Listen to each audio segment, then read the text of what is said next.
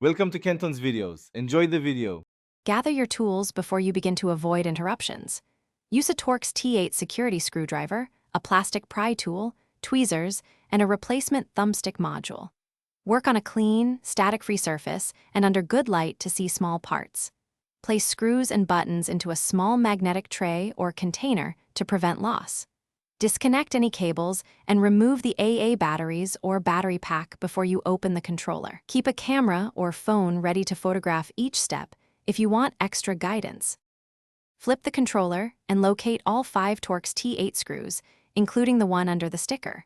Remove the screws and gently pry between the seams using the plastic pry tool. Separate the top and bottom halves slowly to avoid snapping internal tabs. Identify the analog stick module and any retaining clip holding it in place. Carefully lift the stick assembly away from the board while noting ribbon cable positions. Never pull directly on connectors. Use tweezers to release latches and lift cables gently. Position the replacement thumbstick module over the PCB posts and seat it fully into place.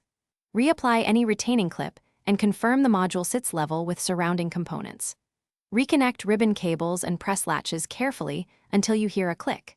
Before screwing the halves together, reinsert batteries and power on the controller to test stick responsiveness. If the stick responds properly, power off and remove batteries again. Replace the 5 Torx T8 screws, tighten snugly, and reinstall batteries.